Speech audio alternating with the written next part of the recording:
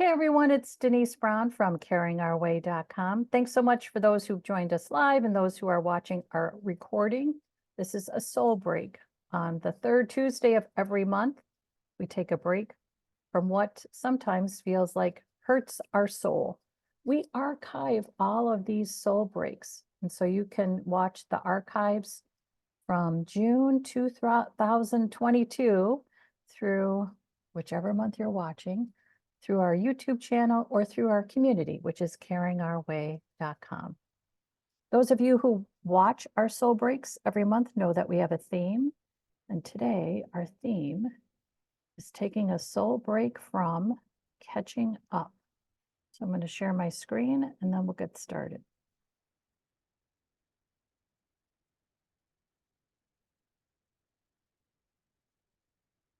Okay, so sometimes I feel like, oh my gosh, will I ever be caught up? And so that question is what inspired our soul break this month. This idea that we can feel like we're always running because we always feel behind.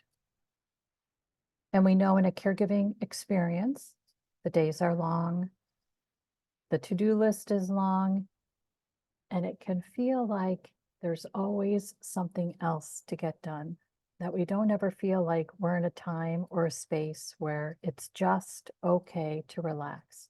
There's always something else we have to do. So I thought it would be helpful today to think about stopping the run. To instead decide we're caught up and we don't have to continue to chase. So rather than feeling we're chasing time, in this moment, you are right on time. And let's think about what that could mean. So I'm going to ask you 3 questions. And here's the first one that goes with this image. What wisdom do you have today that you didn't have 5 years ago? It's March 2024 when I'm hosting this soul break. So think about March 2019. Boy, that seems like a lifetime ago, doesn't it? Think about all the wisdom that you've gained over the past 5 years. And I love this image, which is AI generated, not by me, but it is AI generated because it's this idea that our wisdom creates growth and flourishing. And when we look at the books, we can see that the books start growth. And even though the past 5 years probably had significant challenges for you, you gained wisdom.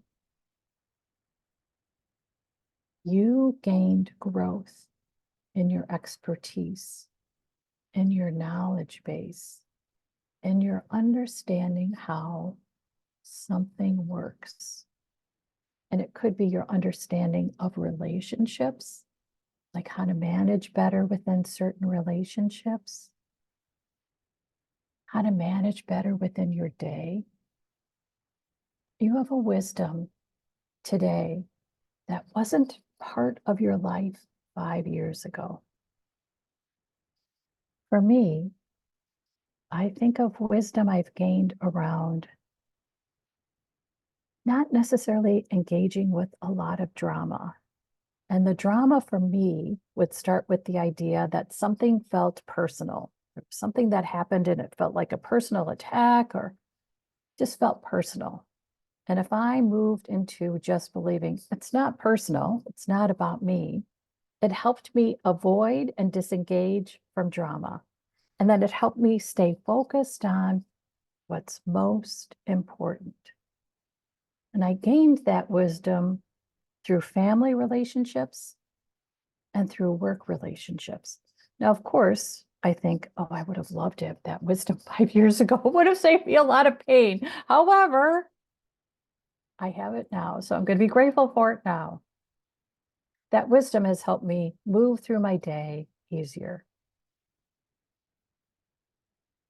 So what's the wisdom you have that helps you move through your day?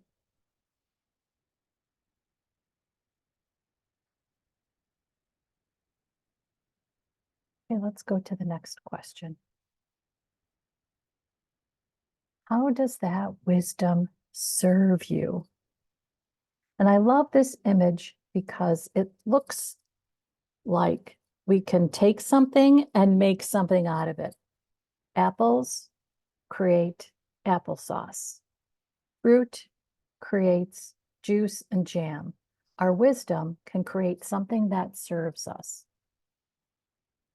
So, for instance, my wisdom about deciding not to take it personally means it serves me in a way that brings energy to my day. I am not losing energy to drama.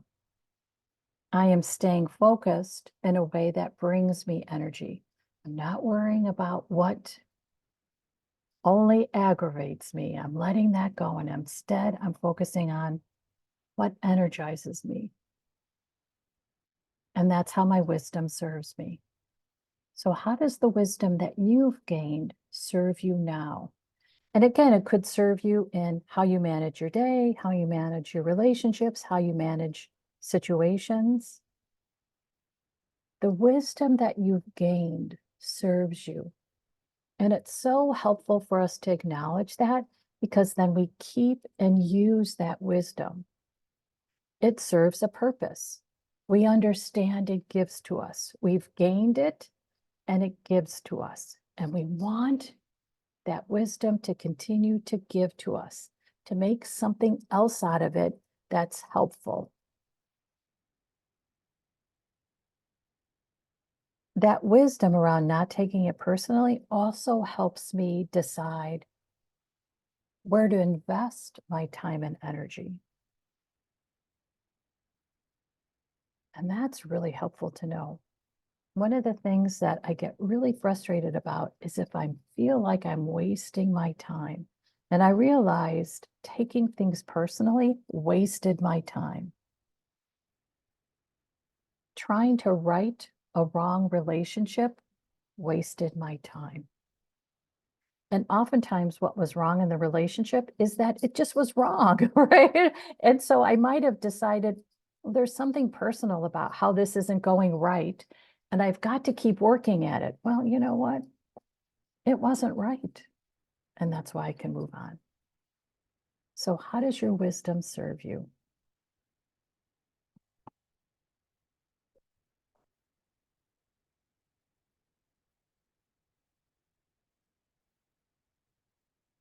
Okay, here's our third question. So, what can you do today because of that wisdom that you couldn't 5 years ago? And I selected this image because it also speaks to our ability to lead. We lead ourselves, we move forward in our life in a better way. We're leading ourselves.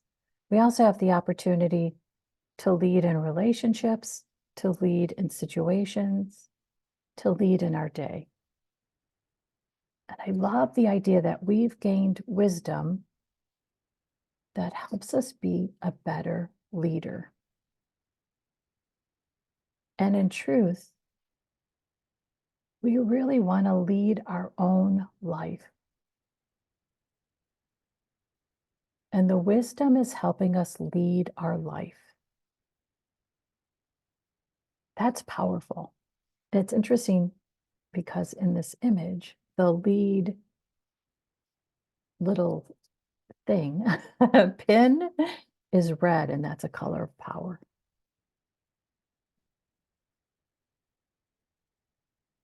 So the wisdom pushes us to lead better and more effectively and more efficiently. Wow. Wow. So this reflection on who we were 5 years ago versus who we are today helps us see our progress. It's so motivating to know we can be better, we can grow in our life. And instead of feeling like we're behind, that we're chasing being caught up, this idea that we've already grown and now we see it, which reminds us that we're on time. We're on time in our life. So this is when we move into our belief statements that we can create that remind us we can keep a perspective that energizes us. Instead of that, I believe I'm always behind, we can instead say, I believe I'm right on time. I used a similar strategy if I felt like I was late for an appointment, and it would stress me out. And if I got in my car and thought, I am late, it made me later. And if I got in my car and instead said, I am on time, I arrive on time, I arrive calm and in control and on time, it helped everything. It helped me be more effective in how I drove because I wasn't so stressed out. And then it helped me arrive calm and in control. Our belief statement about where we are in life is important to keep. And it's important to keep this idea that we're on time. We are on time. We have time. We use time effectively.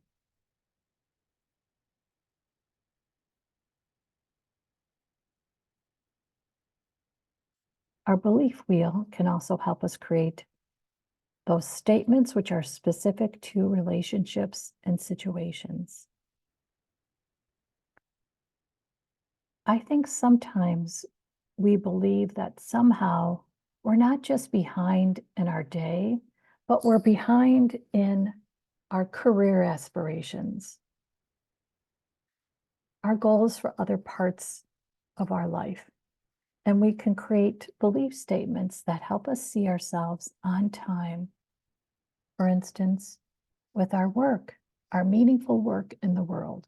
We all want to create and be productive in our world.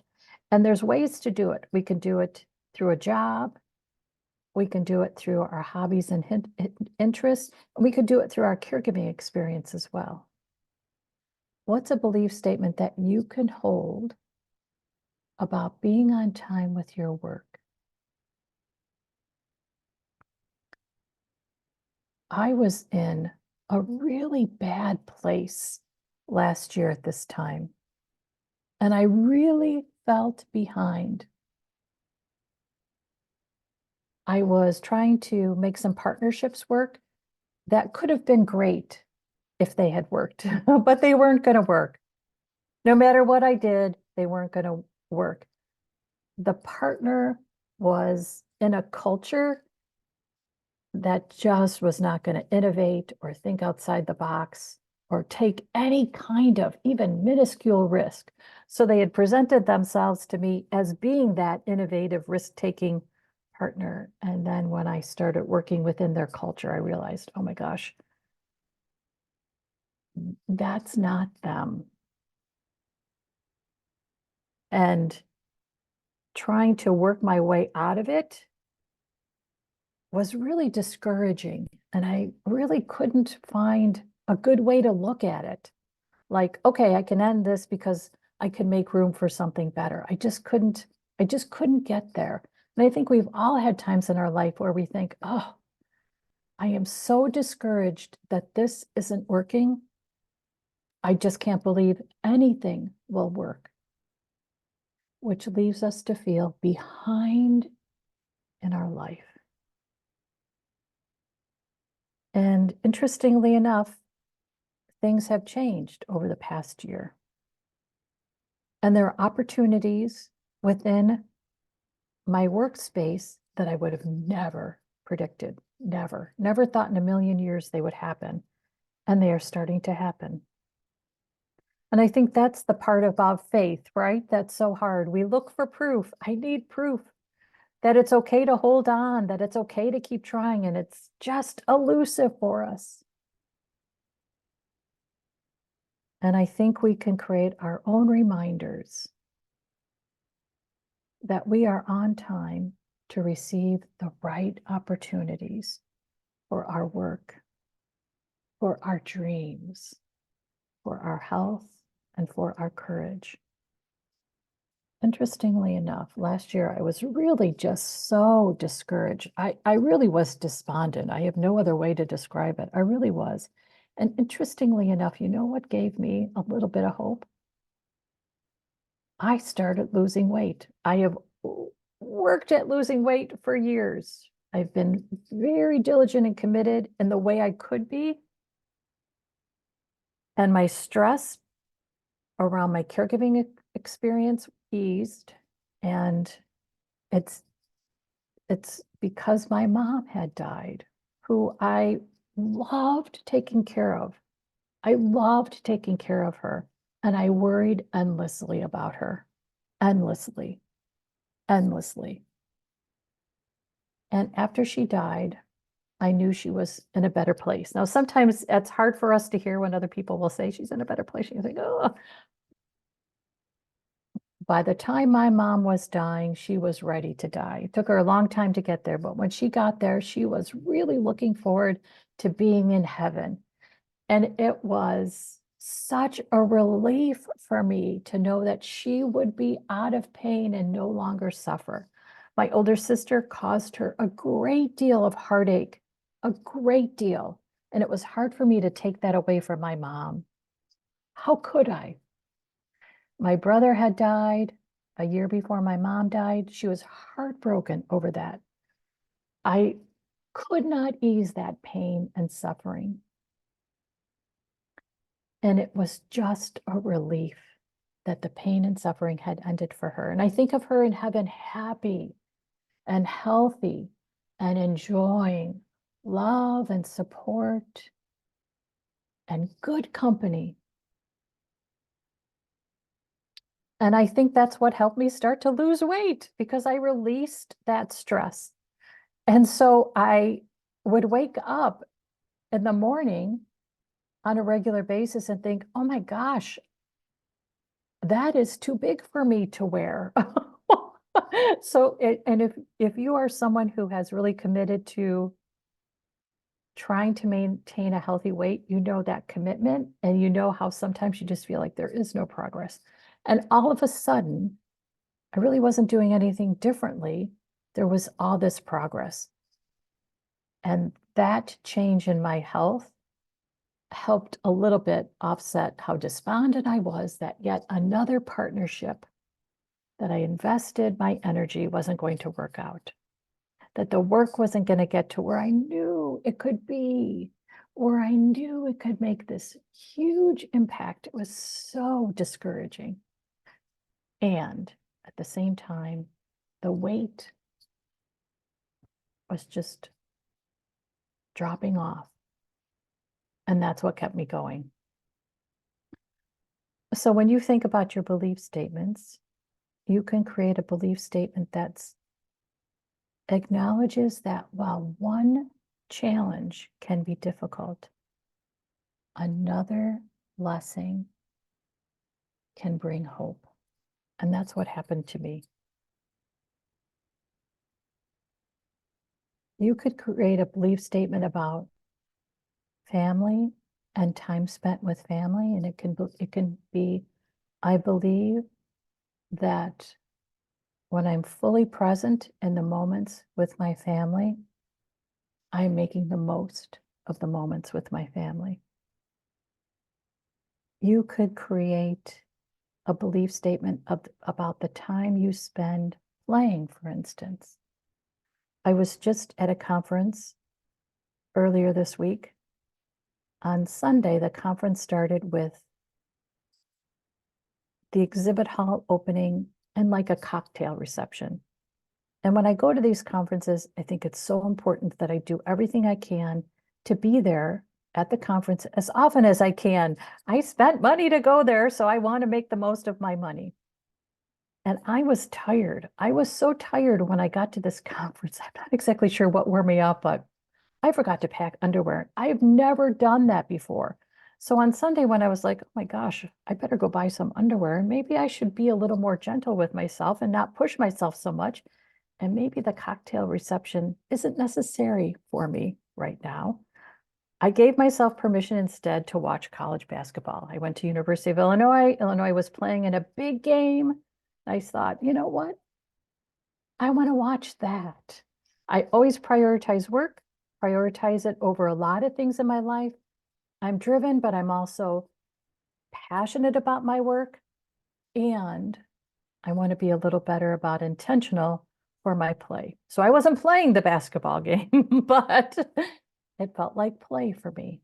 And I felt good about that time spent in play because the next day, when I got to the conference early, I was well rested. I was calm. I'd given myself a chance to go buy underwear. So I had underwear. I felt so good about that. And I was ready to go. And if I had gone to that cocktail reception, I would have had to walk there and back. Not that it's bad to walk, but you understand, it would have been a little bit of a lift for me. You can make decisions like that too around work and play. When do you think I've got to keep working? When instead you could think, huh, how can I play for a few minutes? Again, this wheel can inspire your belief statements. Okay, so here's how we're going to close. We're going to close with a question that sums up everything we've talked about.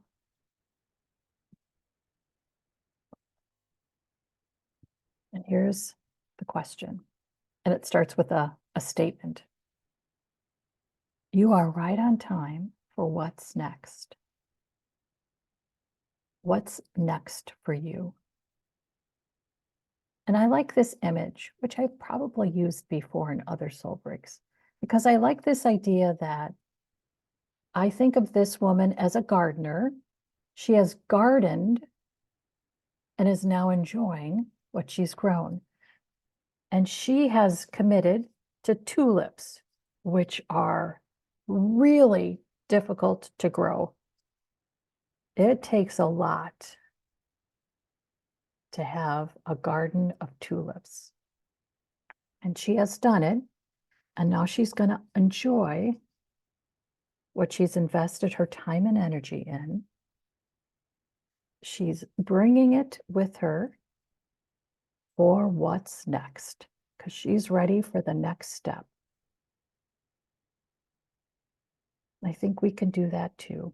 We can stand fully in our day. We can stand upright, carrying the wisdom that we worked hard to get, that we now know serves us. We can take that step into whatever is next for us. And you get to decide what's next for you. You are on time for what's next. And what's next could be something that feels simple, and it could be something that feels big. And it doesn't matter. It only matters that you are ready for next. And you can carry your wisdom into what's next to make what's next for you powerful. What's next?